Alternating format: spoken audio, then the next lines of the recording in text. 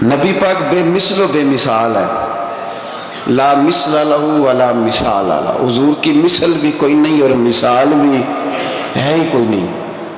اللہ کریم نے محبوب جیسا دوسرا بنائے کوئی نہیں۔ سمجھنی ہے بات آپ نے، حضور میں شک کوئی نہیں، پر ابو جہل نے شک کیا۔ نبی پاک میں شک کوئی نہیں، پر ابو لہب نے شک کیا۔ حضور میں شک کوئی نہیں، پر عتبہ عتیبہ شیبہ ان کا شک آخر تک نہیں گیا، حالانکہ حضور میں کوئی شک دور کرانے بھی آئے تو شک نہیں گیا۔ ایک دفعہ نہیں، کئی دفعہ، درجنوں دفعہ، بیسیوں دفعہ۔ ایک ابو جہل کو لے لے، دماغ میں شک تھا حالانکہ حضور میں کوئی شک نہیں۔ ایک دن آ کے کہنے لگا کہ بتائیے میری مٹھی میں کیا ہے؟ تو نبی پاک صلی اللہ تعالی علیہ وسلم نے فرمایا اگر میں نے بتا دیا، کہنے لگا اگر آپ نے بتا دیا تو میں کلمہ پڑھ لوں گا۔ حضور نے فرمایا میں نے بتا دینا ہے پر تو نے کوئی نہیں پڑھنا، میں بتا دینا ہے۔ کہ بتائیے، تو حضور نے فرمایا چل سودا کر لیتے ہیں، اگر جو تیری مٹھی میں ہے وہی بتا دے پھر تیرا کیا خیال ہے؟ تو نبی پاک صلی اللہ تعالی علیہ وسلم نے کہا کیا بھئی ابو جہل کی مٹھی میں؟ تو اس کی مٹھی میں کنکر تھے، کنکروں نے کلمہ پڑھنا شروع کر دیا۔ جب کنکروں نے کلمہ پڑھا، پتھر تھے وہ، انہوں نے کلمہ پڑھا، ابو جہل نے وہ کنکر زمین پہ پھینکے کہنے لگا اوہو تیرا جادو تو پتھروں پہاڑوں پہ بھی چلتا ہے۔ اب جملہ کہنے لگا ہوں سمجھ لینا، ابو جہل گوشت کا آدمی تھا، کنکر پتھر تھے، پتھر کلمہ پڑھ گئے۔ گوشت پوشت کا آدمی تھا پر کلمہ، کیونکہ یہاں کیا تھا؟ شک، اس نے آگے نہیں بڑھنے دیا۔ گوشت پوشت کا شخص ہو کے پتھروں سے آگے نکل، نبی پاک صلی اللہ علیہ وسلم کی خدمت میں آیا۔ بلکہ وہ جو یہودی والی روایت ہے اس کے پس منظر میں بھی بعض محدثین نے لکھا ہے، اس کو بھی اسی نے بھیجا، کہنے لگا جاؤ نبی پاک سے جا کے کہو اگر وہ درخت آپ کا کلمہ پڑھے تو میں بھی پڑھ لوں گا۔ درخت، اب درخت ہوتے تو جاندار ہیں پر کلمے تو کوئی نہیں نہ پڑھتے، درخت سے بھی تو انسانوں سے کلمہ پڑھنے کی بات، اگر درخت پڑھے تو میں پڑھ لوں گا۔ نبی پاک صلی اللہ علیہ وسلم دور بیٹھے تھے، درخت دور تھا، اور امام سیوطی علیہ رحمہ نے لکھا ہے درخت بھی کیکر کا تھا۔ نبی پاک صلی اللہ علیہ وسلم نے فرمایا اس یہودی سے کہ تو جا کے درخت کو کہہ کہ تجھے نبی پاک بلاتے ہیں۔ فرمایا میں گیا تو پھر تم نے کہنا جادو کر کے بلایا ہے۔ احتیاط بھی کی، ہر چیز آنکھوں کے سامنے رکھی، تو جا کے کہہ کہ تجھے بلاتے ہیں۔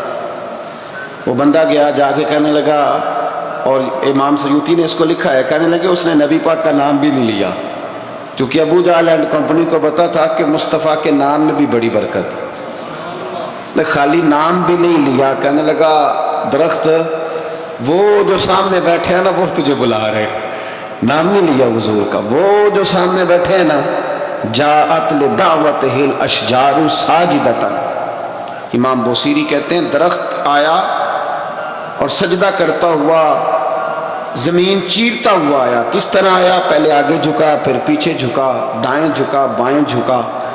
یہاں بھی لکھنے والوں نے لکھا ہے کہ وہ نہ درخت اپنی جڑیں اکھیڑ رہا تھا، جب چلنا تھا نا اس نے حضور کی طرف آنا تھا تو آگے دائیں بائیں ہوا، جڑیں اکھیڑ رہا۔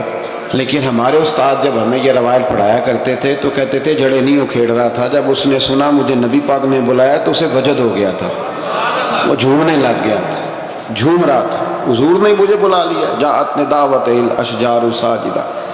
تو درخت آیا، اس نے آ کے نبی پاک کو سجدہ کیا، لکڑی کا بنا ہوا درخت ہے، سجدہ کیا۔ سجدہ کرنے کے بعد درخت اٹھا اور اٹھ کے اس نے نبی پاک کا کلمہ پڑھا۔ وہ جس کو ابو جہل نے بھیجا تھا نا یہودی، وہ درخت کی حالت دیکھ کے کلمہ پڑھ گیا، وہ کلمہ پڑھ گیا، لیکن یہی بے ایمان کہنے لگا اوئے ہوئے ان کا تو درختوں پہ بھی جادو چلتا ہے۔ لا ریب فی، شک قرآن پاک میں، لیکن اگر بندے کے دماغ میں ہو اس کا علاج ہے کوئی، ادھر ہی شک بیٹھ جائے۔ میں سادی مثال دیتا ہوں کہ سامنے دیوار صاف ہو لیکن گرد اگر آئینے پہ پڑی ہو، دیوار صاف کرنی چاہیے کہ اینک کا شیشہ صاف کرنا چاہیے؟ ساری زندگی لوگ دیوار صاف کرتے گزار دیتے، ساری زندگی تراش خراش کرتے گزار، اپنی مرضی کی پینٹنگ کرتے گزار دیتے ہیں، پر اپنی آنکھ کی پتلی صاف نہیں کرتے، آنکھ کی پتلی صاف نہیں کرتے۔ کسی نے حضرت رومی سے کہا تھا हुजूर दुनिया में कोई अच्छा मिलता नहीं। फरमाने लगे थोड़ा रोना शुरू कर ताकि तेरी पुतलियां वुजू कर लें, वुजू कर लें। वो उन्हें पता चल जाए कि कितने साफ सुथरे लोग दुनिया में पाए जाते। अबू जाल फिर आ गया, कहने लगा अगर आप चांद के 2 टुकड़े कर दें तो मैं कलमा पढ़ने को तैयार। अच्छा, यहाँ भी बड़ी मज़े की बात है। अल्लाह ने पहले कह दिया नबी पाक को कि इन्नल्लज़ीना कफ़रू सवाउन अलैहिम आ अनज़रतहुम अम लम तुनज़िरहुम ला युमिनून। महबूब ये जिनकी किस्मत में कुफर है ना, आप इन्हें डराएं चाहे ना डराएं, ये ईमान नहीं लाएंगे। कंकरों ने भी कलमा पढ़ लिया, दरख्तों ने भी पढ़ लिया, सारा कुछ हो गया, और अल्लाह ने भी कह दिया कि महबूब इस बेईमान ने कलमा नहीं पढ़ना। पर हुजूर ने फरमाया ये पढ़े ना पढ़े हमने मैदान नहीं छोड़ना। जितनी दफ़ा आएगा ना हम इसे ज़रूर मौजज़ा दिखाएंगे, जितनी दफ़ा आए हम क्यों मैदान छोड़। आगे कहने लगा जी अगर चांद के 2 टुकड़े कर दें तो इक़्तरबतिस्साअतु वंशक्कल कमर। तो नबी पाक सल्लल्लाहु अलैहि वसल्लम ने उंगली का इशारा किया, चांद 2 हिस्सों में बटा। कोहे सफ़ा एक पहाड़ी थी मक्के में, आधा टुकड़ा पहाड़ी के इस जानिब हुआ, आधा इस जानिब। यानी वजाहत की अल्लाह करीम ने कि ऐसे ना हो कि ये कह दी वो तो ऐसे बिल्कुल शक हुआ तो मिल गया, पता नहीं मेरी आंखों पे जादू हो गया, मिला है कि नहीं मिला। जब टूटा तो हदीस पाक में आता है कि आधा चांद कोहे सफ़ा के इधर गया और आधा तो पहाड़ी थी, चांद नीचे आया, पहाड़ी के गिर्द घूमा, आगे जाके मिला। यानी वक्फा दिया गया बाकायदा देखने का, समझने। पूरी दुनिया में जितने लोग उस वक्त चांद देख रहे थे, हिंदुस्तान तक रवायतों में मिलता है कि लोगों ने गवाही दी कि हमने चांद टूटते देखा है। जमाना मान गया, लोगों की चीखें निकल गई, लोग कदमों में गिर गए। पर वो जिसके दिमाग में शक था ना, वो नहीं माना। शजर व हजर पहचान गए, पर इंसान की नज़रों में शक ही रहा। दुनिया में सबसे मजबूर, कमज़ोर, बुज़दिल, कम फहम बंदा वो है जिसके दिमाग में शक है। सबसे कम फहम आदमी, उसकी फिरासत रूहानिया ज़ीरो है, वो एक नाकाम शख्स है। उसको किसी पे भी शक पड़ जाए, किसी पे भी। हमने देखा है जो औरत अपने मर्द पे शक करने लग जाती है, उस घर का कोई इलाज ही नहीं होता। जो शिकवा करती है रोटी का, पैसों का, वो किसी दौर में मसला उसका हल हो जाता है। जो नाफरमान होती है उसका भी मसला किसी न किसी ज़माने में हल हो ही जाता है। ये जिसको शक पड़ जाता है ना, शक, उसका मसला क़यामत की सुबह तक हल नहीं होता।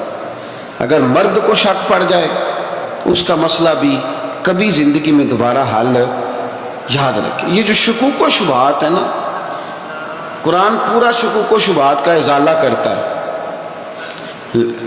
काफिर के सवाल का जवाब देता है, मुनाफिक के सवाल का जवाब देता है। कुरान मजीद हर एक की तसल्ली कराता है, लेकिन शुरू में बता दिया कि ला रईब फी, शक वाली गुंजाइश इसमें। लोग आज तक शक कर रहे हैं कि अल्लाह का कलाम है कि नहीं, आज तक लोग कहें। तो मेरे भाई, शुकूक वाली ज़िंदगी कमज़ोर होती है। शुकूक वाली, अक्लमंद लोगों की ज़िंदगी कमज़ोर ज़िंदगी है। सहाबा कराम अमल वाले लोग थे, वो बहसों में उलझे रहते तो अमल ना कर पाते। हमारे यहाँ ना बहस होती है जिस मसले का कोई ताल्लुक ही नहीं, उलझनों से निकल आए। अमल का रास्ता, बहस जो होती है ये अमल का रास्ता रोकती है। अक्लमंद ना बने, फर्मा बरदार बने। मेरे भाई, शुकूक व शुबहात वाली जो लाइफ है, लेकिन ना अंबिया किराम अलैहिस्सलाम के बारे में शुकूक व शुबहात हैं, औलिया उज़्ज़ाम के बारे में। अब एक नया शक पैदा हो गया है कि फैज़ मिलता है कि नहीं मिलता। हमने फलाने वली को देखा नहीं, सारी ज़िंदगी उसका नाम लिया, फैज़ मिलेगा कि नहीं। गौस पाक को देखा नहीं, सारी ज़िंदगी कादरी कहलाया, फैज़ मिलेगा कि नहीं। ख्वाजा अजमेर को देखा नहीं, चिश्ती कहलाए, फैज़ मिला कि नहीं। साबर पिया को देखा नहीं, साबरी कहलाए, फैज़ मिला कि नहीं। ओ खुदा के बंदे, फैज़ वो चीज़ है जो नज़र नहीं आती पर महसूस सबसे ज़्यादा होती है। मिले तो हज़रत अवैस करनी भी नहीं थे नबी पाक से, वो भी नहीं मिले थे, मुलाकात तो उनकी भी नहीं हुई। क्या कहोगे, मुलाकात नहीं हुई, लेकिन फ्यूज़ो बरक़ात का ये आलम है कि मेरे महबूब ने फरमाया वो दुआ करेगा तो अल्लाह मेरी उम्मत की बख्शिश फरमाएगा। तो आप हमारे सूफिया में एक सिलसिला अवैसिया है। सिलसिला अवैसिया में अक्सर मुलाकात नहीं होती, اکثر نہیں ملاقات ہوتی بغیر دیکھیں نا، آپ جب کسی کا نام جپتے ہیں، جب کسی کا نام لیتے ہیں، جب اسی کا ذکر کرتے ہیں، جب اسی کے تذکرے میں رہتے ہیں، تو اللہ تبارک و تعالیٰ کے یہ جو کامل لوگ ہوتے ہیں یہ متوجہ ہو جاتے ہیں، ان کی توجہ ہوتی ہے۔ اور خود سرکار نے فرمایا دو آپس میں محبت کرنے والے، ایک مشرق میں ایک مغرب میں، قیامت کے دن اللہ دونوں کو جنت میں اکٹھا فرما دے گا۔ یہ کیا بات ہوئی کہ ہر بات میں شک کرنا کہ جی وہ فلانے سے ملاقات ہی نہیں ہوئی؟ تو کس طرح بھئی، ملاقات ایک الگ چیز کا نام ہے، ملاقات ایک الگ شے کا نام ہے، اور فیوز و برکات ایک اللہ سے ملاقات ہوئی ہے۔ رزق دیتا ہے کہ نہیں؟ زندگی دیتا ہے، ساری چیزیں دیتا ہے، تو ملاقات تو کوئی نہیں کرتا۔ تو اس لیے ہر چیز کو ٹھیک ہے، وہ جو جگہ جس جگہ پہ جو بات ہے اس کو وہاں رہنا چاہیے، لیکن یہ شکوک ہیں، ان سے باہر نکلیں، ان سے باہر آئیں۔ اولیاء اللہ کا جو فیضان ہے، ان کی جو محبت ہے، ان کے جو طریق، حضرت سلیمان بن بشار رحمۃ اللہ علیہ بزرگ گزرے ہیں، وہ کہتے ہیں میرے پاس، میں بڑا خوبصورت تھا، جوانی میں دین کی تھوڑی سی خدمت کرتا تھا، تو ایک عورت آ گئی، اس عورت نے میرے ساتھ کچھ مجھ سے مانگا، مطالبہ کیا، تو میں نے کہا کوئی بھکارن ہے۔ میں نے جب اس نے نقاب اوڑھا ہوا تھا، جب میں نے اس کی طرف پیسے دینے کے لیے، خیرات دینے کے لیے کوئی چیز بڑھائی، تو اس نے چہرے سے کپڑا ہٹایا، میں نے نظر جھکا لی، کہنے لگی سلیمان میرا رنگ روپ تو دیکھ، میں کتنی خوبصورت ہوں، میں تیری محبت میں گرفتار ہو گئی، خدا را میں اپنے آپ کو تیرے حوالے کرتی ہوں۔ آپ فرماتے ہیں جب اس کے نیت اور ارادے میں اور لفظوں میں نے فطور دیکھا، تو میں استغفر اللہ پڑھتا وہاں سے بھاگ گیا، اتنا دوڑا کہ میں بصرہ سے باہر نکل گیا، شہر سے ہی باہر آ گیا، عورت سے دوڑ رہا ہے، مرد، نوجوان، خوبصورت۔ فرماتے ہیں عشاء کی اذانیں ہو رہی تھی، نماز پڑھ کے میں مسجد میں سو گیا، تو مجھے حضرت یوسف علیہ السلام کا دیدار ہوا۔ جناب یوسف کہتے ہیں میں حضور کا غلام اور غلاموں کا غلام اور صدیوں بعد کا غلام، تو جناب یوسف علیہ السلام میری خواب میں آئے اور کہنے لگے اٹھ جوان، میرے سینے سے لگ، یار تو نے تو نبی پاک کا امتی ہو کے وہ کام کیا ہے جو میں نے نبی ہو کے کیا تھا۔ اب کام حضرت یوسف والا کیا تھا نا، تو صدیوں اور سالوں اور مہینوں کا فاصلہ بن سکا، تو وہ آ گئے۔ مسئلہ یہ ہے کہ شکوک و شبہات والی زندگی نقصان دیتی ہے۔ حضرت ہمارے سلسلہ مقدسہ میں ایک سلسلہ علویہ ہے جو اعلیٰ حضرت فاضل بریلوی کو حاصل تھا، شاہ عبدالعزیز صاحب محدث دہلوی رحمۃ اللہ تعالیٰ علیہ نے بڑا لکھا مولا علی کی شان پہ، حضرت علی پہ کلام، ان کا ذکر، ان کے تذکرے اس قدر فنا ہو گئے کہ ہر وقت ذکر علی کرتے۔ فرماتے ہیں مجھے خواب میں حضرت علی کا دیدار ہوا، انہوں نے مجھے بیعت فرمایا اور مجھے اپنے سلسلہ مبارکہ میں اجازت دی۔ تو شاہ صاحب رحمۃ اللہ علیہ فرمایا کرتے تھے کہ میں نے بہت کم لوگ ہیں جن کو پھر ان میں بیعت فرمایا جاتا ہے، تھوڑے چند لوگ، اور ان کو سلسلہ مبارکہ میں اس میں چند لوگ ہیں۔ اعلیٰ حضرت کے بعد شاہ علیہ رسول ہے، شاہ علیہ رسول کے بعد شاہ عبدالعزیز محدث دہلوی، وہ ڈائریکٹ مولا علی شیر خدا سے بیعت۔ تو مطلب یہ ہے کہ کام شکوک و شبہات سے نکلیں۔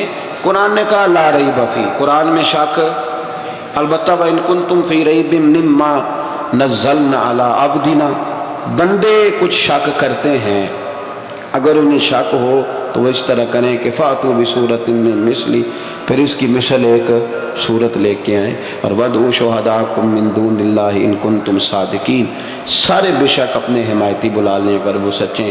شک والی دنیا سے باہر نکل آئیں، حقیقت والی دنیا کو قبول کریں۔ شکوک و شبہات کا ازالہ نہیں ہوتا، شک دوسرے شک کو جنم دیتا ہے، نقص دوسرے نقص کو جنم دیتا ہے، غلطی دوسری غلطی کو جنم دیتی ہے۔ اور انسان جب تک شکوک کی، میں نے آپ کو کہہ دیا کہ ہر گھر بس سکتا ہے، ہر گھر، ہر عورت کے صحیح ہونے کی امید ہوتی ہے، پر جس بیوی کو اپنے خاوند کے کردار پہ شک ہو وہ بیوی کبھی مطمئن نہیں ہوتی۔ ہر گھر بس جاتا ہے، لیکن جس خاوند کو اپنے بیوی کے کردار پہ شک ہو جائے اس کا کبھی اس کے ساتھ سلوک مخلصانہ۔ شکوک والی زندگی بیماروں کی زندگی ہے، شکوک والی زندگی بیماروں کی زندگی، کمزوروں کی زندگی، بزدلوں کی زندگی۔ اس لیے حقیقت والی چیز جب تک آپ کے پاس کوئی چیز کلیئر ہو کے نہیں آتی، شریعت اسلامیہ نے بہتان کی سزا رکھی ہے 80 کوڑے، پتہ ہے آپ کو؟ جس نے ایسے ہی بہتان لگا دیا، دلیل ہی کوئی نہیں، ایسے ہی کہہ دیا کہ جی وہ مجھے شک ہے جی انہوں نے ایسے کیا ہے، فرمایا اسے کوڑے مارو۔ شک کی بنیاد پر بہتان ترازی کرتا ہے، کوڑے کی سزا رکھی، 80 کوڑے مارو اس ظالم۔ یہ شک کر رہا ہے اس کو، جب اس کے پاس دلیل ہی کوئی نہیں۔ یہاں بڑے بندے ہیں بات کر دیتے ہیں، کہتے ہیں جی وہ ایسا ہوا ہوگا، میں نے ایسا دیکھا تھا، ہوگا، کیا تھا، ممکن ہے۔ تو یہ شکوک ہے، اس شکوک، یہ سامنے والے کا کچھ بھی نہیں بگڑتا، اس بیچارے کا کیا بگڑنا ہے۔ یاد رکھیں بڑی خوبصورت بات یہاں حضرت عبداللہ ابن مسعود کی، آپ فرمایا کرتے تھے جب کسی بندے پر بندے شک کرتے ہیں اور ناجائز شک کرتے ہیں، اللہ اس کی عزتوں میں اضافہ فرما دیتا ہے، اللہ اسے شانیں عطا کرتا ہے۔ اپنی زندگی کو بیماریوں سے نکالنے، یہ روحانی بیماری ہے شک، اس سے باہر آنا۔ یہ ظلم ہے، اولیاء پہ بھی شک، صوفیاء پہ بھی شک، علماء پہ بھی شک، ہر بندے پہ شک، کوئی صحیح نہیں، سارے غلط، میں اکیلا صحیح۔ اس شک سے باہر آ جائیں، یہ نفسیاتی مریض بنا دے گا، بے سکون کرے گا، بے قرار کرے گا۔ جس ترتیب سے ہم مسکراتے ہیں، جس ترتیب سے ہم روتے ہیں، جس ترتیب سے ہم کسی بات کا اظہار تشکر کرتے ہیں، خدا ان باتوں سے پاک ہے۔ اب بہت ساری حدیثوں میں آیا کہ وہ مسکراتا ہے، تو کیا مطلب ہے مسکرانے کا؟ تو علماء تفسیر نے لکھا ہے مسکرانے کا مطلب یہ ہے کہ وہ بڑا ہی راضی ہوتا ہے اپنے بندے سے، بڑا راضی ہوتا ہے، یہ مطلب۔ ایک تو مسکرانے کا مطلب یہ کہ وہ بڑا راضی ہو گیا، بڑا راضی ہو گیا، وہ مسکرا دیا اپنے بندے پہ۔ اور ایک اس کا معنی خود نبی پاک صلی اللہ تعالی علیہ وسلم نے بیان فرمایا، مسند امام احمد بن حنبل میں حدیث ہے، حضور سید عالم علیہ السلام سے صحابہ نے پوچھا یا رسول اللہ شہید تو بڑے لوگ ہوتے ہیں، شہیدوں میں افضل کون ہے؟ تو اللہ کے حبیب علیہ السلام فرمانے لگے وہ والا بندہ جو ڈٹ گیا تھا کافروں کے مقابلے میں، وہ ہلا نہیں، پوری طرح ڈٹ کے جو لڑا وہ شہداء میں افضل ہے۔ حضور فرماتے ہیں وہ جنت کے بالا خانوں میں سیر کرے گا اور رب اسے دیکھ کے مسکرائے گا، رب اسے دیکھ کے مسکرائے گا، اللہ تعالیٰ مسکراتا ہے اسے دیکھ کے۔ اور اگلے جملے میں حضور نے وضاحت کر دی، فرمایا جب رب دنیا میں کسی پر مسکراتا ہے نا تو اس کا معنی یہ ہے کہ قیامت میں پھر اللہ اسے حساب کوئی نہیں لے گا۔ جس پر اللہ دنیا میں مسکرا دیا اس سے کوئی حساب، تو وہ کام ڈھونڈنے چاہیے نا جس سے اللہ مسکرائے۔ ویسے کبھی ہم ایسا کرتے ہیں کہ نہیں کہ کسی کو راضی کیا جائے؟ یہ کام ہم کرتے ہیں کہ ہماری کمپنی کا جو سربراہ ہے وہ ہم سے راضی رہے، جس ادارے میں ہم پڑھاتے ہیں اس ادارے کا بڑا ہم سے راضی رہے، یہ کرتے ہیں ہم۔ اس کے لیے کچھ نہ کچھ ہیلے بہانے ہم کرتے ہیں، برادری، قبیلہ، علاقہ، بستی، لوگ کسی طریقے سے ہمارے ساتھ مطمئن رہیں، کرتے ہیں نا یہ سارے کام۔ اس میں تھوڑی مشکل بھی ہمیں آتی ہے لیکن کرتے ہیں، کیا کریں۔ گھر میں بھی کئی دفعہ ایسا ماحول بنانا پڑتا ہے۔ چلیں ایک اور میٹھی مثال دیتے ہیں، زیادہ سمجھ میں آئے گی۔ چھوٹا بچہ خوش رہے، آپ اس کے لیے محنت نہیں کرتے؟ وہ چھوٹا ہے، اس کو خوش کرنا فرض ہے ابا پہ، لیکن وہ کہتا ہے کہ میں نے موٹر سائیکل لینا ہے، چھوٹا ہے چلا ہی نہیں پائے گا، تو ابا پھر اسے راضی کرتا ہے، کہتا ہے بیٹے چھوٹا سائیکل لے لے، چل میں تجھے اڑانے والا جہاز لے دیتا ہوں۔ مقصود کیا ہے کہ اس کو ناراض نہیں کرنا، یہ روئے نہ، اس کا دل نہ ٹوٹے۔ اور یارو سنو نا میں کیا کہہ رہا ہوں، اگر چھوٹے بچے کے لیے وہ چیزیں ڈھونڈتے ہو، میرے ابا جی نا اپنے نواسے کے لیے کھلونا لے کے آئے تو بچہ بڑا ہی کھیلا، تو ابا جی کہنے لگے لو پیسے پورے ہو گئے میرے، بچے کو پسند بڑا ہے نا، پیسے پورے کر چھڑے نے، دیکھو نا جی کتنا اس کو راضی ہوا ہے۔ تو انسان کیا کرتا ہے کہ کوشش کرتا ہے، چھوٹا بچہ بھی ناراض نہ ہو تو وہ چیزیں وہ ڈھونڈتا ہے کہ اس کو کیا پسند ہے، چاکلیٹ لے جاؤں، فلاں چیز لے جاؤں، آئس کریم لے جاؤں۔ تو ایک بچے کے لیے، گھر کے لیے، سربراہ کے لیے اتنی محنت کرتے ہو، تو وہ کام بھی ہمیں ڈھونڈ کے تلاش کرنے چاہیے نا جس سے رب راضی ہوتا ہے، اللہ راضی ہوتا ہے۔ بتاؤں وہ کون کون سے کام ہیں؟ نبی کریم صلی اللہ تعالی علیہ وسلم نے ارشاد فرمایا 3 لوگ ہیں جنہیں دیکھ کے رب مسکراتا ہے۔ یا رسول اللہ صلی اللہ علیہ وسلم وہ کون کون سے؟ تو محبوب فرمانے لگے ایک وہ بندہ ساری مخلوق سوئی ہے، آدھی رات ہے، رات کا پچھلا پہر ہے، اس نے اٹھ کے وضو کر لیا، مصلی پہ کھڑا ہو گیا خدا کی یاد میں، فرمایا اسے دیکھ کے رب مسکراتا ہے جو اس کی شان کے لائق ہے، مسکراتا ہے اللہ۔ یہ تو سونے کا ٹائم تھا، یہ تو گہری نیند آنے کا وقت تھا، رات کا پچھلا پہر، رات پوے تے بے درداں نو نیند پیاری آوے، تے درد منداں نو یاد سجن دی ستیاں بھی آن جگاوے، اور ساون کی کالی راتوں میں جب بوندا باندی ہوتی ہے، وہ راتوں کو اٹھ اٹھ روتے ہیں جب خلقت ساری سوتی ہے۔ اللہ مسکراتا ہے۔ اور سننا میرے بھائی، میرے نبی پاک صلی اللہ تعالیٰ علیہ وسلم فرماتے ہیں جب مسلمان نماز کے لیے صفیں بناتے ہیں نا، ترتیب لگ رہی ہوتی ہے، اب اللہ کی بارگاہ میں کھڑے ہوں گے، قیام کریں گے، رکوع کریں گے، سجود کریں گے، فرمایا جب مومن صفیں بناتے ہیں تو رب دیکھ کے مسکراتا ہے،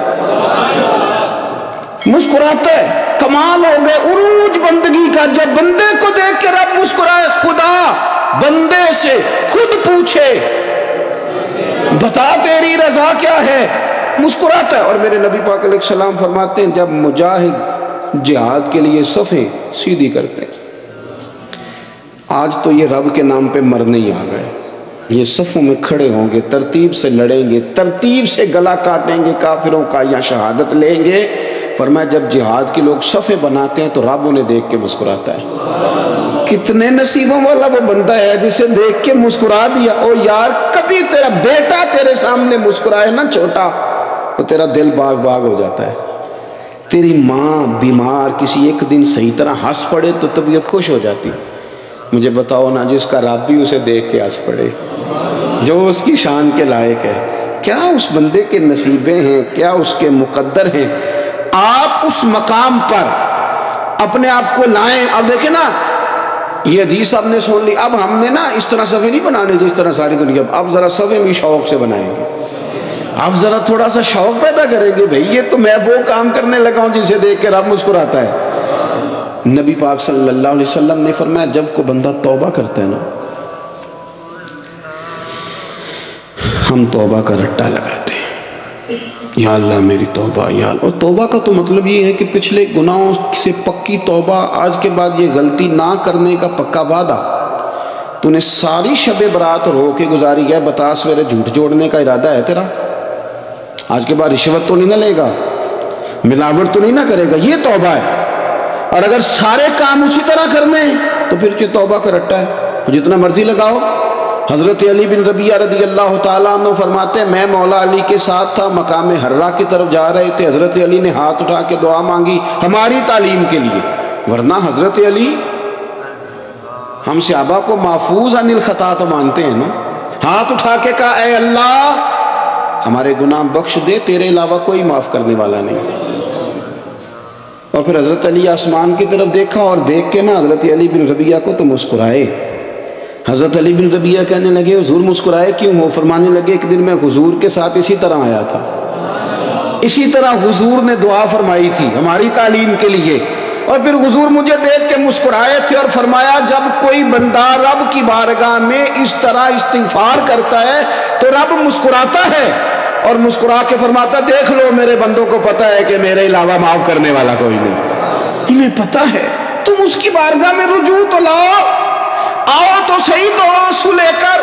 اقبال کہتے ہیں کہ موتی سمجھ کے شان کریمی نے چن لیا، قطرے دو گرے میرے ار کے انفعال کے، دو میں نے آنسو بہائے تھے تو اس کے کرم نے تو موتی سمجھ کے چن لی۔ سنو نا حضور اس استغفار کو، اللہ کو یار رات کو توبہ کر کے سونا چاہیے ہمیں۔ کچھ غلطیاں ہم کرنا نہیں چاہتے پر ہم سے ہو جاتی ہیں، کچھ دل ہم توڑنا نہیں چاہتے پر وہ ٹوٹ جاتے ہیں، ہماری مجبوری ہوتی ہے ٹوٹ جاتے ہیں۔ رات کو اس کی بارگاہ میں ہاتھ باندھ کے کشکول طلب دراز کر کے خوب استغفار پڑھنا چاہیے کہ مالک بندے ہیں نا کیا کریں، نفس کا ساتھ ہے، دنیا کا ساتھ ہے، خواہشات نفسانیہ، مالک معاف کر دے۔ درد سے توبہ، رسم نہ ہو، کہانی نہ ہو، لفظ نہ ہو، جملے نہ ہو، اور جناب ایسے لوگوں کے بیچ بڑے ہاتھ باندھ کے اور بڑا کوئی ضرورت نہیں، آپ اکیلے اپنی چارپائی پہ بستر کے اندر منہ دے کے بھی درد سے کہیں گے نا معاف کر دے تو وہ تو مہربانی بڑا ہے۔ میرے نبی پاک صلی اللہ علیہ وسلم مثال دیتے ہیں، فرمایا ایک آدمی صحرا میں جا رہا، صحابہ سے حضور خطاب کر رہے ہیں، فرمایا ایک آدمی صحرا میں جا رہا تھا، اس نے اپنی اونٹنی پہ کھانا پانی پیسے ہر چیز رکھی ہوئی تھی، صحرا تھا بہت بڑا، درمیان صحرا کے گیا تو تھوڑا سا سستانے کے لیے آرام کرنے کے لیے اونٹنی سے نیچے اترا، اب اس نے اونٹنی کی لگام اونٹنی کی نکیل اپنے سرہانے کے نیچے رکھی، ہاتھ کے ساتھ پکڑی اور سو گیا۔ تھوڑی ہی دیر کے بعد جب اس کی آنکھ کھلی تو دیکھا اونٹنی غائب ہے۔ صحرا میں وہ پیدل نہ آگے جا سکتا ہے، نہ پیچھے جا سکتا ہے، نہ دائیں نہ بائیں، کھانے کو روٹی نہیں، پینے کو پانی کا قطرہ نہیں، تھوڑا ادھر بھاگا ادھر بھاگا، تھک گیا۔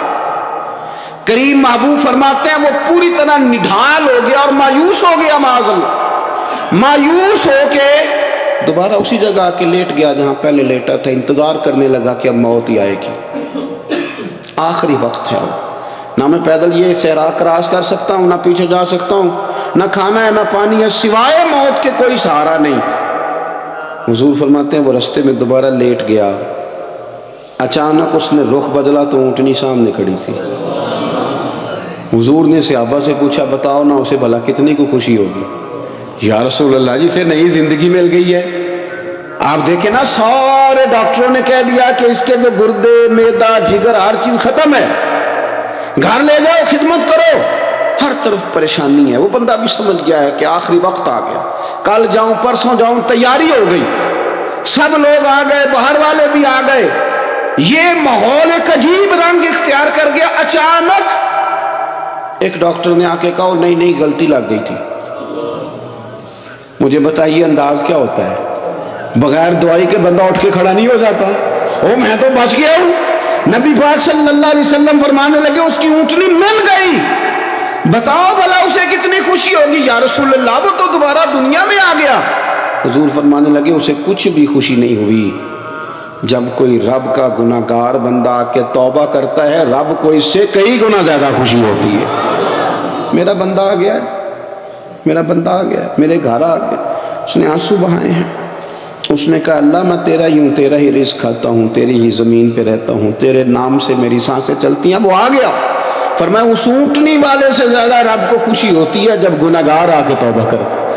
گناہ گاروں کے آنسو اس کی بارگاہ میں بڑے مقبول ہیں، لیکن ہم رسم ادا کرتے ہیں، توبہ نہیں کرتے۔ ہم اپنے آپ کے ساتھ دھوکہ کرتے ہیں، جھوٹ بولتے ہیں۔ ہم بندہ کوئی ناراض ہو جائے تو ہمیں کوئی نیند آتی، اس کے گھر چلے جاتے ہیں۔ ہم اپنے سارے رشتوں کو تعلقات کو مینٹین کر کے رکھنے کے عادی ہیں۔ ہمیں پتہ ہے کہ وہاں میں نہیں جا سکا تو بیٹا بھیجتا ہوں، فلاں شادی پہ میں نہیں جا سکا تو بھتیجا بھیجتا ہوں، بھائی بھیجتا ہوں۔ ہر تعلق کا ہم نے خیال رکھا کوئی روٹھ نہ جائے، لیکن کمال ہے نا یہ نہیں سوچا کہ اگر رب روٹھ گیا تو جب وہ روٹھ جائے نا تو سارے رشتے بھی بندے کے پاس موجود ہوں تو کوئی کارآمد نہیں ہوتا، پھر کروڑوں روپیہ جیب میں ہوں تو ڈاکٹروں کی دوائیاں اثر نہیں کرتی۔ وہ روٹھ جائے تو پھر انسان اس طرح سے پھسلتا ہے کہ بڑے بڑے اس کے پاس دروازے ہوتے ہیں پر کسی جگہ اس کا ہاتھ نہیں لگتا۔ خدا را خیال کریں، دنیا روٹتی ہے تو روٹھ جائے، رب رسول ناراض نہ ہونے پائیں، اس کا خیال کریں۔ حضور فرماتے ہیں وہ مسکراتا ہے، اسے خوشی ہوتی ہے جب کوئی اس کا بندہ اس کی طرف رجوع کرتا ہے۔ میرے عزیزو، رسول پاک صلی اللہ تعالی علیہ وسلم نے ان لوگوں کے تذکرے کیے جنہیں دیکھ کے رب مسکراتا ہے۔ ہم نا گناہ گاروں پر بھی فتویٰ دینے میں جلدی کرتے ہیں اور نیکی پر بشارت دینے میں بھی جلدی کرتے ہیں، حالانکہ یہ ہماری ذمہ داری نہیں۔ پتہ نہیں اللہ تعالیٰ کس کو کب توفیق توبہ دے کے اپنے قریب کر لے، لیکن بڑی جلدی ہے، بڑی جلدی فتویٰ دینے میں۔ اور یہ فتویٰ صرف مفتیوں کا نہیں رہ گیا، یہ میری طرح کے آپ کی طرح کے ڈھیروں لوگ ہیں جنہوں نے جیب میں فتوے ڈالے ہوئے۔ بھئی آپ نے کیوں ذمہ داری لے لی ہے جنت میں داخل کرنے کی اور نکالنے کی؟ یہ تو میرے رب کریم کا کرم ہے، وہ جس کو چاہے جب چاہے جتنا چاہے عطا کرے۔ لیکن کچھ لوگ نا بڑے پکے ہو گئے ہیں کہ شاید جو میں سوچ رہا ہوں وہی درست ہے۔ کبھی کبھی کچھ چیزیں عجیب بھی ہوتی ہیں، لہذا خدا کی رحمت پر بھروسہ کر کے بات کرنی چاہیے، اپنی مرضی کے فتوے نہیں داغنے چاہیے۔ وہ دیکھو جی فلانا بندہ یوں کر رہا ہے، آپ کو پتہ ہی نہیں پوری بات کا، آپ کو علم ہی نہیں پوری بات کا۔ حضرت بہاءالحق نقشبند بخاری رحمۃ اللہ علیہ فرماتے ہیں میں حج کرنے گیا تو وہاں میں نے ایک آدمی کو کروڑوں کا کاروبار کرتے دیکھا تو میرے دل میں خیال ہے یہاں بھی اللہ اللہ کرنی چاہیے تھی، دنیا داری کر رہا ہے۔ لیکن فرماتے ہیں حج سے فارغ ہوئے تو میں نے دیکھا وہی بندہ سارا کچھ رب کی بارگاہ میں خیرات کر رہا ہے، اور سینکڑوں غریب حاجی ہیں جن کو پورے خرچے دے رہا ہے۔ تو میں نے وہی اپنی سوچ سے توبہ کی کہ میں کہاں تھا، بڑی جلدی کھڑے نہ ہو جائیں. حضرت حسن بصری رحمۃ اللہ تعالیٰ علیہ ارشاد فرماتے ہیں کہ میں دریا کے کنارے گیا تو وہاں میں نے ایک شخص کو دیکھا، وہ اپنی ایک خاتون کی گود میں سر رکھ کے بیٹھا اور قریب ایک بوتل بھی پڑی ہے. میرے دل میں معاذ اللہ خیال آیا کہ دیکھو کس انداز میں ایک عورت کے ساتھ یہ ہے اور پاس بوتل بھی پڑی ہے، جانے شراب ہے. کہتے میں سوچ ہی رہا تھا کہ اچانک ایک کشتی آ رہی تھی دریا میں. وہ ہچکو لے کھائے کشتی میں 4-5 لوگ تھے، وہ دریا میں ڈوبنے لگے. وہ آدمی تیزی سے اٹھا، دریا میں چھلانگ لگائی، پہلے ایک کو نکالا، پھر دوسرا نکالا، پھر تیسرا نکالا. ایک بندہ رہ گیا، کہنے لگا حضور مجھے تو آپ نے گناہگار سمجھا ہے، میں تو بڑے غلط انداز میں یہاں بیٹھا ہوں، آپ نے جو سوچا. چلیں گے چوتھا بندہ آپ نکالنا ہے. کرے نا یہ کام، کرے نا یہ کام. بڑے بھولے بھالے، بڑے اللہ والے، ریاض آپ کو بس ہم ہی جانتے ہیں. اتنی جلدی فتویٰ. حضرت حسن بصری فرماتے ہیں میں پشیمان ہوا. میں نے کہا مجھے تیرنا نہیں آتا، تو دیر نہ کر، چوتھا ڈوب نہ جائے. کہتے اس نے چھلانگ لگائی، چوتھا بھی نکال لایا اور کہنے لگا حضرت آپ نے جلدی کی سوچنے میں، یہ بی بی میری ماں ہے اور یہ سرکے کی بوتل ہے. ہم ماں بیٹے کا یہ مشغلہ ہے کہ یہ وہ جگہ ہے جہاں آ کے لوگ مسافر اترتے ہیں، اور یہاں سے کسی کا گھر 100 میل ہے، کسی کا 200 میل ہے. ہم صبح سرکہ، کھجوریں، روٹیاں لے کے یہاں آتے ہیں، مسافروں کی نوکری کرتے ہیں. کوئی پریشان ہو تو مدد کرتے ہیں. حضرت خواجہ حسن بصری فرماتے ہیں میں نے معافی مانگی، ان سے بھی مانگی، رب سے بھی مانگی. انہوں نے مانگ لی نا بزرگ تھے، پر ہم کو نہیں تیار مانگنے کو. ہم ہر وقت بدگمانیاں، وہ فلانا فلانے جرم کرتا تھا، میں اسے اب کیسے نیک مان لوں. بھائی اب وہ نمازی ہے، خدا کے گھر آتا جاتا ہے، اب اللہ کی بارگاہ میں حاضر ہوتا ہے. جب رب نے معاف کر دیا تو بھی سوچ بدل جا. سنیں حضور کیا فرماتے ہیں. نبی پاک صاحب العلاق صلی اللہ تعالی علیہ وسلم فرماتے ہیں، مسند امام احمد بن حنبل دیکھیے، فرمایا رب اس وقت بڑا ہی مسکرائے گا جب قاتل بھی جنت میں جائے گا، مقتول بھی جنت میں جائے گا. یا رسول اللہ مقتول تو گیا، یہ قاتل کیسے چلا گیا؟ حضور فرماتے ہیں جائے گا، اور جائے گا اور رب مسکرائے گا جو اس کی شان کے لائق ہے. یا رسول اللہ کس طرح؟ تو نبی پاک صلی اللہ علیہ وسلم فرمانے لگے اس نے ایک مومن کو قتل کیا تھا، وہ شہید ہو کے جنت میں چلا گیا. اب اللہ نے بعد میں اسے توبہ کی توفیق دے دی. پہلے اس نے کلمہ پڑھا، پھر یہ میدان میں اترا، کافروں سے لڑا، یہ شہید ہوا، رب نے اسے بھی جنت دے دی. قاتل بھی جنت میں، مقتول بھی جنت میں. اور بات اتنی انوکھی ہے کہ رب دیکھ کے مسکرا رہا ہے جو اس کی شان کے لائق ہے. ہم جلدی میں ہیں، ہم انتظار نہیں کر رہے کہ شاید توبہ کر جائے، ہم انتظار نہیں کر رہے. لیکن میرے عزیز اتنی جلدی نہ کریں. سوچوں کا صاف ہونا، ذہنوں کا پاک ہونا، اور لوگوں کے بارے میں گمان کا اچھا ہونا. آپ کسی نفسیات کے ڈاکٹر کے پاس چلے جائیں، اسے کہیں ٹینشن بڑی ہے. میں ان کے مضامین پڑھتا رہتا ہوں، وہ سب سے پہلا سبق آپ کو یہ پڑھائیں گے کہ اچھا سوچا کریں. اچھا سوچنے سے بندہ تندرست رہتا ہے. کس سے بندہ تندرست رہتا ہے؟ ہیں جی واقعی. یعنی اس والے پڑوسی کے بارے میں بھی اچھا سوچنا ہے گھر میں، اس والے کے بارے میں بھی، چھوٹے بھائی کے بارے میں بھی اچھا سوچنا ہے، اور بڑے کے بارے میں بھی اچھا ہی سوچنا ہے. یعنی اپنی برادری قبیلے کے بارے میں بھی اچھا سوچیں، جو قبیلے کا نہیں اس کے بارے میں بھی چلیں تھوڑا سا اچھا سوچ لیں. اپنے بارے میں تو اچھا سوچا ہے بڑا. میں کہتا ہوں کہ ہم اپنی غلطیوں سمیت اپنے آپ سے بڑا پیار کرتے ہیں، اور دوسرے کی ایک غلطی نظر آ جائے تو ہمیں گھن آنے لگ جاتی ہے. آپ جلدی نہ کریں. مالک نے موقع دیا ہے بندوں کو، نہ وہ کسی کا رزق چھین رہا ہے، نہ سانسیں چھین رہا ہے. وہ اپنی زمین پہ چلنے بھی دے رہا ہے، رہنے بھی دے رہا ہے. تو جب اس نے موقع دیا ہے آپ بھی تھوڑا موقع دیں. اللہ بڑا کریم ہے، دروازے کھولے گا، اس کے بندے اس کی بارگاہ تک پہنچیں گے. بدگمانیاں اور پھر بدگمانیوں کا عروج، اور اس لیول تک جا کے بات کر دینا ہے کہ جہاں سے خوف آئے کہ یار یہ بات نہیں کرنی چاہیے. رسول کائنات سرور دو عالم صلی اللہ تعالی علیہ وسلم فرماتے کہ اللہ مسکراتا ہے. دیکھو ہمارے ہاں نا ایک اور بھی مسئلہ بن گیا ہے. میں نے کچھ لوگوں کو نا پکا، میرے پیارے ہیں، محبت ہے مجھے، تو میں چونکہ آپ میری کلاس ہیں، میں مشاہداتی اور تجرباتی باتیں بھی کر لیتا ہوں. اسی کی روشنی میں کئی دفعہ گفتگو بھی تیار کرتا ہوں. کچھ لوگوں نے نا پکا ذہن بنا لیا یہ کہنے کا کہ ہاتھ بڑا تنگ ہے. پکا آپ جس وقت پوچھ لیں ان کا ہاتھ اور بڑا ہی زیادہ تنگ ہے. آپ یقین کریں بہن کا جو خامند ہے وہ کہہ رہا ہے جا حصہ لے کے آ, تیرے بھائیوں کی کمائی تو نہیں تیرے ابا کی ہے, لے کے آ. وہ بیچاری اس کی منتیں کر رہی ہے, کہتی ہے اگر جاؤں گی نا تو وہ کہیں گے حصہ لے جا, آج کے بعد ہمارے گھر نہ آنا, میرا دروازہ نہ بند کرو, مہربانی کرو. اور بھائی سے بات کرتی ہے تو کہتا ہے ہاتھ ہی بڑا تنگ ہے, جب ٹھیک ہوگا تو دے دوں گا. نہ کریں گے ظلم. ہمارے اپنے تڑپتے رہتے ہیں اور ہماری دولتیں اندر پڑی رہتی ہیں. ہمارے اپنے چھوٹی چھوٹی ضروریات کے لیے پریشان ہوتے ہیں, لیکن ہم بڑے بڑے بہانے ہیں ہمارے پاس, کہتے ہیں یہ نکما ہے, یہ نکھٹو ہے, یہ کام نہیں کرتا, اس میں فلانا ہے, بے فلانا ہے, بلے میں نے نہیں ساتھ چلنا. اظہار جب آپ کے اندر پیدا ہوتا ہے نا, اظہار, جب کسی کے لیے آپ حساس ہوتے ہیں تو آپ کو بھی سرور حاصل ہوتا ہے. نہ کریں یہ کام کہ آپ کو اللہ نے وسعت دی اور ہر وقت آپ ہاتھ تانگ ہونے کا رونا رو رہے ہیں, ہر وقت آپ یہ کہہ رہے ہیں میں بڑی آزمائش میں ہوں, جب خدا نے آپ پہ نہیں ڈالی. تو اتنے جھوٹ بولنا صرف اس لیے کہ میرے پیسے بچ جائیں, صرف اس لیے کہانی سنانا کہ حالات میرے بڑے خراب ہیں کہ کوئی بندہ میرے سے کوئی تھوڑا بہت قرض نہ مانگ لے. سنو, نبی پاک صلی اللہ علیہ وسلم کے پاس مہمان آ گیا, بخاری مسلم ہے. حضور نے ازواج مطہرات کے گھروں میں پیغام بھیجا, کچھ چیز ہے ضیافت کے لیے. یا رسول اللہ کچھ بھی نہیں, یہ دو جہاں کے شاہ ہیں اور پاس کچھ رکھتے نہیں, دو جہاں کی نعمتیں ہیں, ان کے خالی ہاتھ ہیں. یا رسول اللہ کوئی چیز بھی نہیں. حضور نے صحابہ کے مجمع پہ نظر ڈالی, یا رسول اللہ صلی اللہ علیہ وسلم حکم ہو. تو حضور فرمانے لگے تم میں سے کوئی بندہ ہے جو اسے گھر لے جائے روٹی کھلائے. ایک صحابی اٹھے فوراً, حضور میں لے کے جاتا ہوں کھانا کھلاتا ہوں. فرماتے ہیں میرے گھر میں صرف بچوں کا کھانا تھا,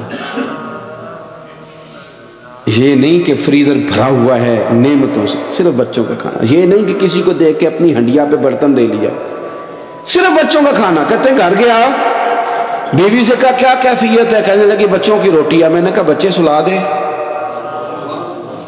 صبح ناشتہ کر لیں گے. تو کہنے لگی آپ کیا کھائیں گے؟ تو میں نے کہا نہ میں کھاؤں گا نہ تو کھائے گی, مہمان جو نبی پاک کا ہے.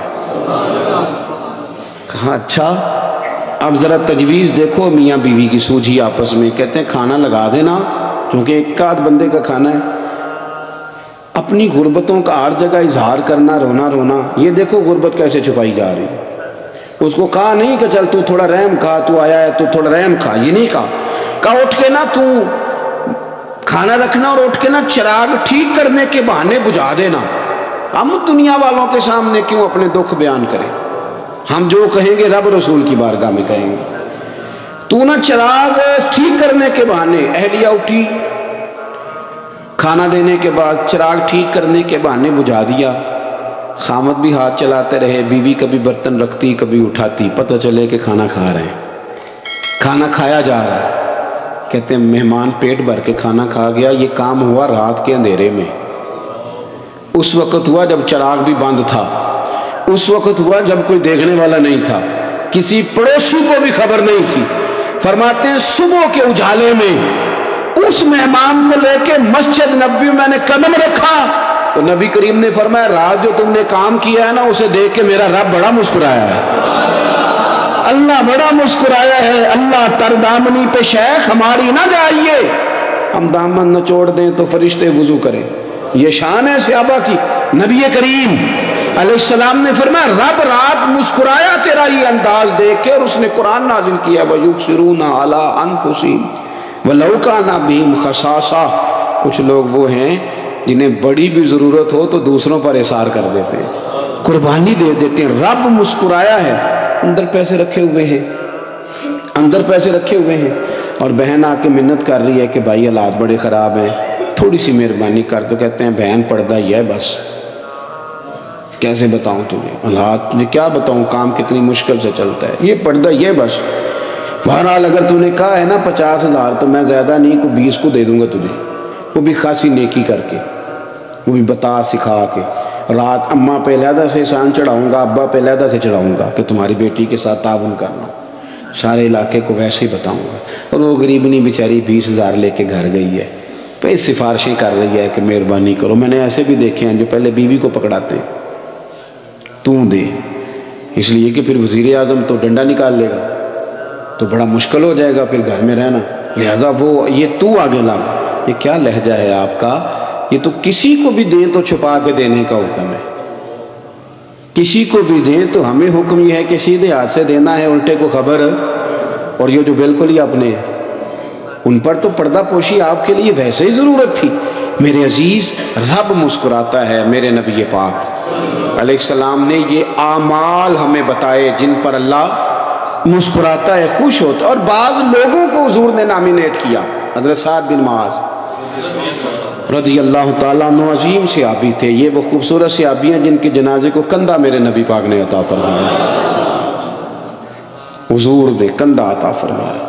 کمال ہو گئی، نرخ بازار محبت کا انوکھا ہی ہو گیا، خود خریداروں میں شامل آ کے مولا ہو گیا، حضور نے کندھا دیا۔ حضرت سعد بن معاذ رضی اللہ تعالیٰ عنہ کا جب جنازہ اٹھا، ان کی والدہ رو پڑی، بڑے درد سے روئی، ماں تھی نا، ان کی آواز جب حضور تک گئی تو نبی پاک نے فرمایا آنسوؤں کو روک لے، آواز کو کم کر لے، تیرے بیٹے کی تو جب روح پرواز ہوئی ہے تو رب مسکرایا ہے، جس کے آنے پہ رب راضی ہو مسکرا دے جو اس کی شان کے لائق ہے۔ یہ تو وہ لوگ ہیں کہ جن کے جانے پر نہ رب، وہ کسی نے کہا تھا کہ میرے مرنے پہ ہر سو شور مچ جائے گا، دیکھو گے میرے مرنے پہ ہر سو شور، تمہیں پتہ چل جائے گا جب ہم جائیں گے، میرے مرنے پہ ہر سو شور مچ جائے گا، دیکھو گے، اور کہنے الوداع سرکار خود تشریف لائیں گے۔ اور درویش کہنے لگے بعد مرندے مکھڑا میرا ہو جاوے جے تازہ، پھر سمجھ لینا محبوب میرے نے آن پڑے ہے جنازہ۔ اور عاشق کا جنازہ ہے، ذرا دھوم سے نکلے اور محبوب کی گلیوں سے ذرا گھوم کے نکلے۔ فرمایا کہ ان کے تو جانے پہ رب کریم، اور حضور نے ایک دعا بھی دی۔ حضرت ابو طلحہ، حضرت طلحہ رضی اللہ تعالیٰ عنہ صحابی تھے، ان کا وصال ہو گیا تو حضور نے دعا بھی دی، فرمایا یا اللہ جب میرا طلحہ آئے نا تو اس سے مسکرا کے بات کرنا، یہ تجھ سے مسکرا کے بات کرے جو تیری شان کے لائق ہے۔ تو اللہ تعالیٰ غائب درجے راضی ہوتا ہے۔ ایک دفعہ پھر بات دہراتا ہوں، جو میدان میں ڈٹ کے شہید ہو رب اسے دیکھ کے مسکراتا ہے، جو اس کی شان کے لائق، جو توبہ صحیح کریں سچی کریں رب انہیں دیکھ کے مسکراتا ہے، جو اس کی شان کے لائق ہے۔ جو نماز کے لیے صفے بنائے رب انہیں دیکھ کے مسکراتا ہے، جو جہاد کے لیے صفے بنائے رب دیکھ کے مسکراتا ہے۔ بگڑی بھی بنائیں گے، جلوے بھی دکھائیں گے، بگڑی بھی بنائیں گے، جلوے بھی دکھائیں گے، گھبراؤ نہ دیوانو،